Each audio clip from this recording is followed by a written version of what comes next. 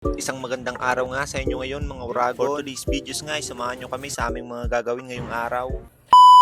Bago nga ang lahat sa mga hindi nga nakakilala sa akin, pala si Mark, isang Bicolano at pansamantalang naninirahan dito sa Quebec, Canada. Paalis na nga kami ng bahay niyan at medyo maganda nga ang panahon ngayong araw. Papasama nga lang yung mga katrabaho ko na pumunta ng grocery dahil mamimili sila ng mga pampasalubong dahil magbabakasyon sila sa Pilipinas. At kung mapapansin nyo nga, wala na yung mga tambak na snow dahil spring na nga dito sa lugar namin ngayon sa Quebec. Umalis na nga rin kami kaagad dahil medyo tanghali na nga sa mga oras na yan. Dadaanan nga rin pala namin dito yung company namin kung saan kami nagtatrabaho. Sa mga hindi nga nakakala, may isa nga pala akong factory worker dito sa Quebec, Canada. At dito nga nadaanan din namin ng isang wood company na kung saan marami ding mga kababayan ang nagtatrabaho dito. At habang bumabiyahe nga kami, mapapansin nyo na maganda na nga talaga yung panahon dito. At kung mapapansin nyo, tunaw na nga rin pala yung mga namuong yelo dyan sa ilog. At kapag ganito na nga kaganda ang panahon, ito na nga yung time na nagsisilipatan sila ng bahay or apartment. At makalipas nga mahigit 20 minutes na biyahe, nakarating na kami sa aming unang pupuntahan. Dito nga muna kami pumunta sa Walmart dahil dito nga maraming mabibili na pampasalubong. Siyempre bilang isang typical na Pilipino, normal na sa atin na kapag magbabakasyon ay kailangan may dala tayong pasalubong. Iba pa rin kasi talaga yung saya kapag umuwi tayo na may naiabot tayo sa ating pamilya kahit maliit na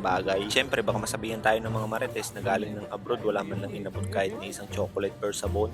At dito nga yung unang tinignan nila ay yung Nutella na saktong-sakto ay nakasale din. Isa nga rin to sa gustong-gustong pasalubong ng mga nasa Pilipinas dahil medyo mahal nga din to pag doon mo binili. At yung sunod nga nilang tinignan ay yung kape. Saktong-sakto nga rin pala yung punta namin dito dahil maraming nakasale na pwedeng pampasalubong nila. Dito na nga kami sunod pumunta na kung saan isa sa mga pasalubong na hindi pwedeng makalimutan. Siyempre ang chocolate.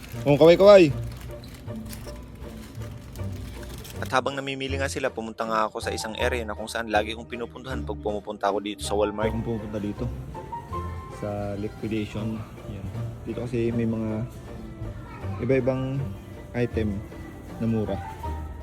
Kagaya ng alang nitong nakita kong painitan ng tubig na dating 17.9 ay nasa 13.49 na lang. At ang problema niya lang ay punit na yung box niya. At dito nga binalikan ko na yung dalawa kong kasama at dito sila sa bilihan ng mga imported na kape. At nagtitingin pa nga sila kung ano yung mga pwede pa nilang mabili na pampasalubong. At dito nga nakadisplay na rin yung mga electric fan nila dahil malapit na nga talaga yung summer. Namili na nga rin ako ng saging dahil naalala ko na wala na pala akong stock na saging sa bahay. Dito nga tapos na sila mamili at nakapila na kami sa cashier. At sa mga hindi nga nakakalam, dito nga pala sa Canada ay pag namili ka hindi uso ang bagay. Ikaw nga mismo ang maglalagay sa bag ng mga pinamili mo. At dito nga natatawa ako sa dalaw dahil pinapakalma ni Bryce Vicente dahil nagulat siya nung nakita niya yung total ng pinamili niya.